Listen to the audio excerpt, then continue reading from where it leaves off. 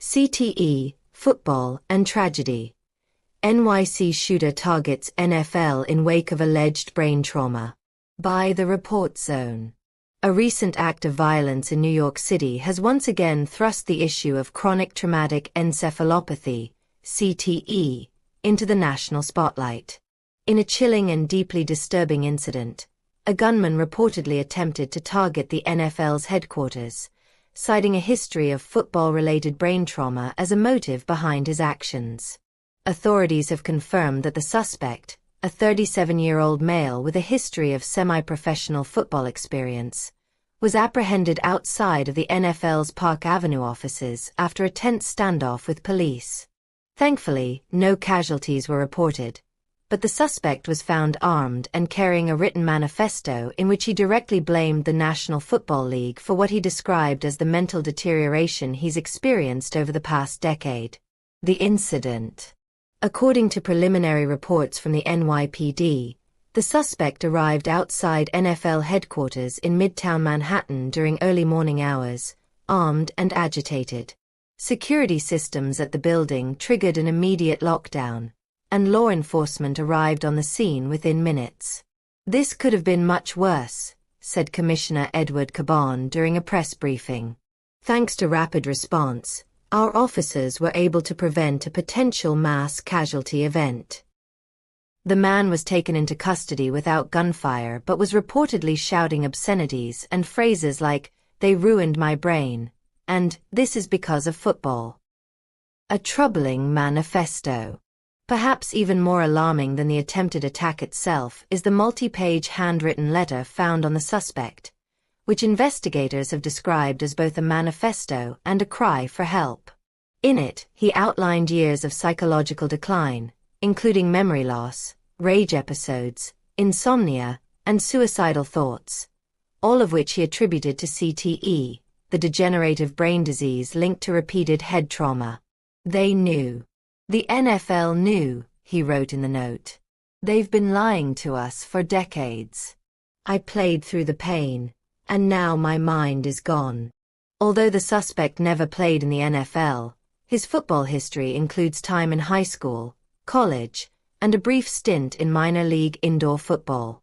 His writings appear to reference news stories, medical studies, and even past NFL lawsuits involving players who were diagnosed with CTE posthumously.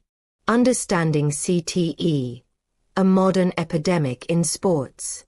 CTE, chronic traumatic encephalopathy, is a progressive brain disease found in individuals with a history of repetitive brain trauma, including athletes involved in contact sports like American football, boxing, hockey, and even soccer. The disease can only be officially diagnosed posthumously, making it a particularly elusive and frightening condition.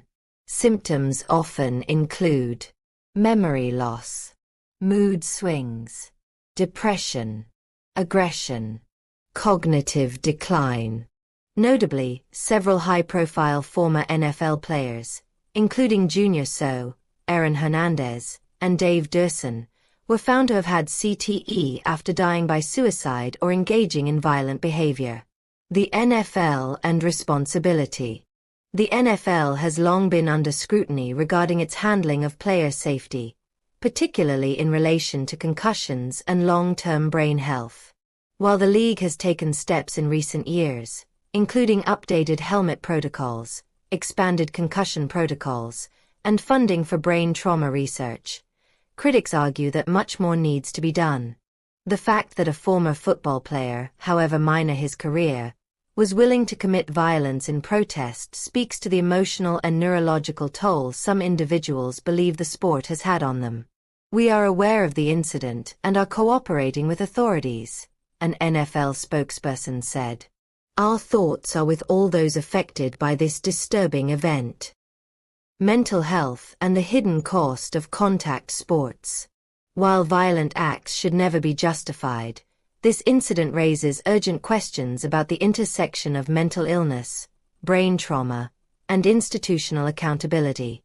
Experts warn that cases like this should not be seen purely as criminal acts, but also as symptoms of deeper failures in both mental health care systems and the sports infrastructure that often ignores long-term consequences in favor of short-term performance. Dr. Karen Lyle, a neurologist at Mount Sinai specializing in traumatic brain injuries, says this case echoes broader concerns. The public still doesn't fully grasp how dangerous repeated head trauma can be, she explains. When someone spirals into paranoia, memory loss, or rage, we need to ask, what's going on inside their brain? And how do we get them help before it reaches a boiling point? Next steps. The suspect is currently undergoing psychiatric evaluation, and formal charges are expected in the coming days. Law enforcement has stated that there is no ongoing threat to the public, but the emotional shockwaves of the incident are being felt throughout the sports world. In a society that often glamorizes violence in sports and demands toughness at any cost, this event is a stark reminder that mental health and neurological well-being cannot be ignored. Final thoughts. The NFL may not be directly responsible for every head injury sustained in football's many levels, but its role as the face of American football, and its history of minimizing risks associated with concussions, means that incidents like this cannot be dismissed as isolated or unrelated. More than just a crime scene, this event forces us to confront hard truths about how we protect athletes, how we diagnose and treat brain trauma, and how many are suffering in silence long after their playing days are over. Stay tuned to the Report Zone for ongoing coverage of this story, expert insights into CTE, and the real stories behind America's most watched sport.